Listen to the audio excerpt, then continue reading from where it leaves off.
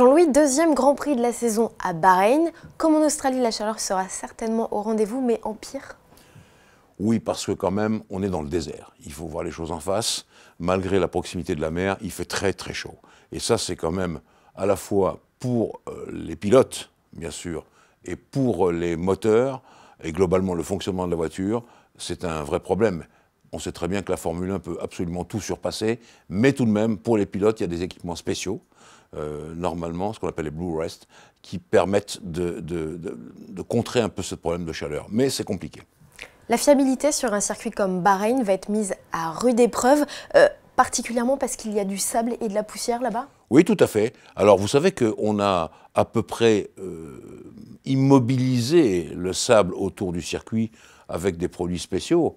Il n'empêche que si le vent se lève vraiment, il y a vraiment de la poussière et il y a du sable. Alors le sable, il y a deux plans à nouveau, ça rentre dans le moteur, donc là il faut faire quand même très attention dans le filtrage de l'air notamment. Et puis sous les pneus, c'est pas toujours très pratique d'avoir cette espèce de matière qui vous fait glisser un peu plus. Donc attention au sable, c'est vrai. Justement, à propos des pneus et des freins, ce sont deux organes auxquels il va particulièrement falloir faire attention. Oui, alors les pneus, forcément, même si on a durci un peu dans la catégorie, on voit que les médiums sont en jeu, donc c'est quand même pas si mal que ça. Les freins, il faut dire les choses comme elles sont, c'est le circuit étalon après Montréal, le plus dur pour les freins. Il faut toujours avoir en tête qu'un jour on a entendu un grand bruit, une grosse sortie de piste, c'était David Coulthard, et bing badaboum boum, le disque était par terre. Et donc c'est ça qu'il faut faire attention. Dans Bahreïn, très très difficile pour les freins. Jean-Louis, l'Australie nous avait offert du spectacle, mais pas forcément en piste. Est-ce que Bahreïn sera plus propice au dépassement? Oui, parce que déjà, il y a deux zones de DRS qui sont assez sympas à utiliser. Et puis, il y a de la ligne droite. La ligne droite, c'est ce qui fait quand même un petit peu défaut en Australie. Et au bout de la ligne droite, par exemple, des stands, qui est assez longue, il y a beaucoup de possibilités de dépassement. Donc ça, c'est pas mal du tout. Mais cela dit, c'est un circuit aussi très technique, parce qu'il y a une partie sinueuse qui est quand même importante. Et il faut y prêter attention, parce que si vous n'avez pas beaucoup d'appui aérodynamique pour les lignes droites, attention dans les virages. Alors justement, les virages, quels sont ceux qui sont particulièrement dangereux ou en tout cas auxquels il faut prêter attention? Alors les deux virages auxquels les pilotes prêtent attention et les téléspectateurs aussi, c'est le 9 et le 10 et puis le 14 et le 15. Le 14 et le 15, c'est une espèce de double droite qui commande la grande ligne droite des stands. Donc attention parce que c'est là où démarre la zone de DRS principale. Le 9 et le 10, c'est la première zone de DRS à l'intérieur du circuit et ça, il y a un piège. Parce que le 9, c'est une courbe en dévers, on y arrive un peu vite, et pan, le 10, c'est une épingle qui referme tout de suite, une vraie épingle, et là, il y a souvent des déboires, souvent des têtes à queue, et c'est là où il faut enclencher le DRS. Donc attention à cela, très important pour les pilotes, très sympa à voir pour les spectateurs. Jean-Louis, l'an passé, c'est Sébastien Vettel qui s'était imposé à Bahreïn.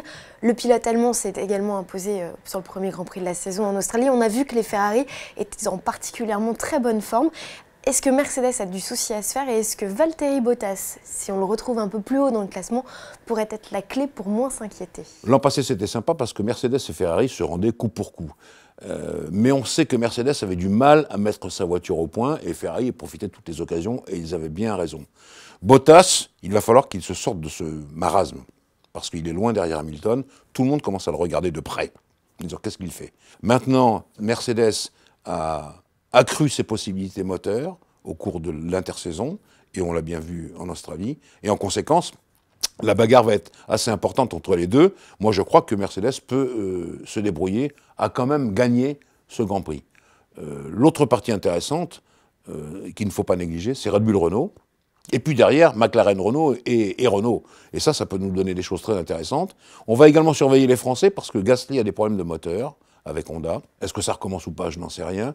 Et puis Ocon et Pérez, Ocon surtout, avaient des problèmes pour la mise au point de sa voiture à Melbourne.